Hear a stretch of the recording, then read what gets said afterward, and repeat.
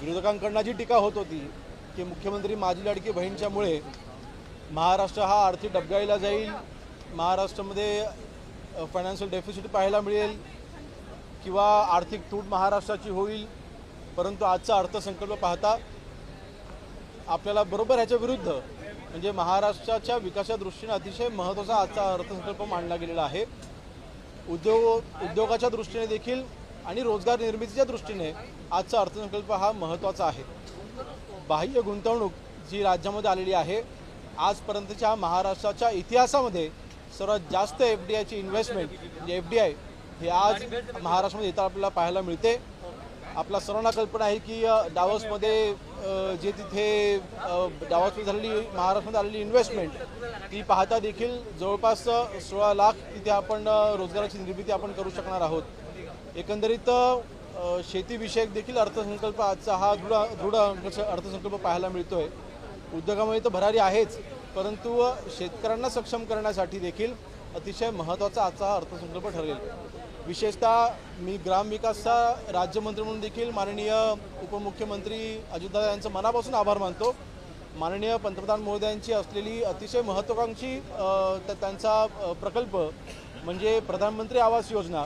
या प्रधानमंत्री आवास योजनेमध्ये 20 लाख घरं बांधण्याचा आपण निश्चय केलेला आहे। या 20 लाखापैकी जवळपास 19 लाख घरांना मंजुरी मिळालेली आहे। या 19 लाखपैकी जवळपास 14 लाख लाभार्थ्यांना पहिला हप्ता हा त्यांच्या अकाउंटला जमा देखील झालेला आहे। देशामधलं महाराष्ट्र हे सर्वात पहिलं राज्य आहे इतकं मोठं टार्गेट पूर्ण करण्याचं। एकंदरीत आपल्या कोकणासाठी देखील याच्यामध्ये निधी उपलब्ध करून दिला गेलेला आहे। मुंबई बँगलोर हायवे आपल्या सर्वांना कल्पना आहे की मुंबई गोवा हायवेवर आता जवळपास पूर्ण होत आलेला आहे। त्याला जोडूनच आता आपल्याला मुंबई बँगलोर हायवे हा देखील होणार आहे, जो जसा समृद्धीच्या आधारे हा हायवे होणार आहे। आणि या हायवेकरता देखील आपल्या सरकारने तिथे आर्थिक तरतूद केलेली आहे। लवकरच मुंबई गोवा हायवे हा मुंबई बँगलोर हायवे ज्यावेळेला तयार होईल समृद्धीच्या आधारावरती ग्रीनफील्ड रोड आपण त्याला म्हणतोय, आणि नक्कीच जसं समृद्धी हायवे तयार झाल्याच्या नंतर त्या परिक्षेत्रामध्ये उद्योग यायला सुरुवात झाली, त्याच धर्तीवरती ज्यावेळेला हा हायवे पूर्ण होईल त्यावेळेला इथे देखील इथे आर्थिक आणि उद्योगाच्या दृष्टीने इथे भरारी येईल असा आमचा विश्वास आहे। या अर्थसंकल्पामध्ये कोकणाला काय मिळालं, कोकणातल्या पायाभूत सुविधा आणि कोकणातल्या पर्यटन विकासाला किती चालना मिळेल? आणि एकंदरीत अभिनंदन करायला हवं सामान्य अजितदादा यांचं ह्यासाठी की कोकणाला आजपर्यंत नेहमी दुर्लक्षित केलं गेलं, परंतु आज आपण पाहिलं तर सिंचनाच्या माध्यमातून देखील कोकण समृद्ध झालं पाहिजे ह्या दृष्टीने जलसंधारण विभागाला जो निधी उपलब्ध करून दिला जवळपास 3 ते 3.25 हजार कोटी उपलब्ध करून दिलेला आहे। ह्याच्यामध्ये प्राधान्याने कोकणामधली कामं घेण्यात यावी अशी नक्कीच ही सूचना माननीय मुख्यमंत्री महोदयांनी पहिल्याच दिवशी केलेली आहे। त्यामुळे खात्यांना जो निधी वाटप केलेला आहे त्याच्यामध्ये देखील कोकणामधली कामं ही जास्तीत जास्त घेण्यात येतील याच्याकडे आम्ही स्वतः लक्ष ठेवून असू। पर्यटन विकासाला चालना देण्यासाठी आपला सर्वांना कल्पना आहे की पर्यटन विभागाला आजपर्यंत तुटपुंज निधी मिळायचा, परंतु आता देखील अतिशय चांगला निधी हा पर्यटन विभागाला उपलब्ध करून दिलेला गेलेला आहे। ज्या पर्यटन विभागाच्या पॉलिसीज आहेत त्या जरी योग्यरित्या राबवल्या गेल्या तरीसुद्धा कोकण हे पर्यटनाच्या दृष्टीने हे विकसित होईल आणि त्याला चांगली चालना मिळेल। आणि म्हणून मला वाटतं ह्या विभागांना ज्या तरतुदी केलेल्या आहेत त्या देखील आपण विचारात घेतल्या पाहिजेत। त्या विभागामध्ये अंतर्भाव विकासांचा जो होईल त्यामार्फत हा विकास होईल।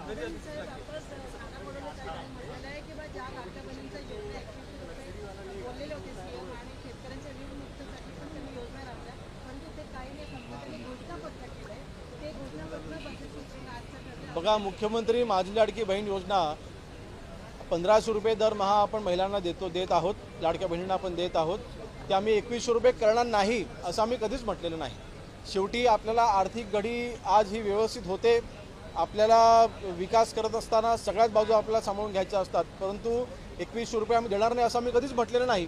नक्कीच आम्ही दिलेला शब्द हा पूर्ण केला जाईल हा आमचा शब्द आहे।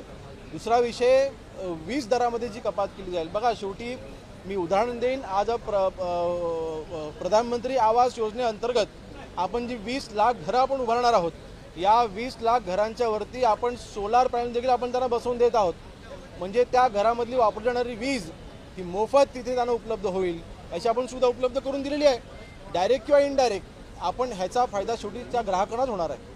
गृह विभागाला देखील मोठ्या प्रमाणात निधी मिळालेला आहे 2237। नाही, मला आवर्जून उल्लेख करायला हवा आहे की गृह विभागाच्या अंतर्गत विशेषतः सायबर क्राईम रोखण्यासाठी जो महाराष्ट्र सायबर प्रकल्प जो आता आपण राबवत आहोत त्याला विशेषतः निधी उपलब्ध करून दिला गेलेला आहे. त्यानंतर आपल्या सर्वांना कल्पना आहे की महाराष्ट्रामध्ये अनेक ठिकाणी जे जुने पोलीस स्टेशन्स आहेत किंवा पोलीस वसाहती आहेत त्यांना निधी उपलब्ध व्हावा अशी मागणी होती. त्याचा देखील माननीय उपमुख्यमंत्री मोदींनी त्याचा उल्लेख देखील केलेला आहे. आणि म्हणून गृह विभागामध्ये जी तरतूद आहे त्याच्यामध्ये सायबर क्राईम रोखण्याकरता प्रामुख्याने नक्कीच त्याचा उपयोग होणार आहे. आणि पोलिसांच्या वसाहती ज्या आहेत त्या सुरळीत करणे की त्याचं चांगलं बांधकाम करण्यासाठी नवीन इमारती उभा करण्यासाठी त्याचा उपयोग होणार आहे. धन्यवाद. जल वाहतुकीसाठी प्राधान्य दिलं जाईल असं सांगितलं जातं. त्याचबरोबर बंदर विकास देखील महत्त्वाचा विषय होता, पण त्यासाठी निधी पुरेसा दिला गेला नाही. बघा, नक्कीच मी त्याची माहिती देखील घेईन, परंतु बंदर विकास हा कोकणाच्या दृष्टीने अतिशय महत्त्वाचा प्रकल्प आहे किंवा महत्त्वाचा तिथे हेड आहे.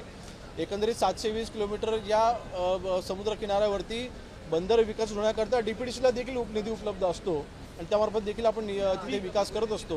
विशेषतः मी हा देखील उल्लेख आवर्जून करेन की DPDCला जवळपास 2000 कोटी दादांनी वाढवून दिलेले आहेत आणि त्याचा देखील उपयोग मूलभूत सुविधा उभारण्याकरता सगळ्या हेडच्या अंतर्गत, म्हणजे पाण्याच्या अंतर्गत असेल, सिंचनाच्या अंतर्गत असेल, रस्ते विकासाच्या अंतर्गत असेल, अन्य कुठल्या हेडच्या अंतर्गत असेल, ह्या निधीचा उपयोग हा त्याकरता देखील होईल. धन्यवाद.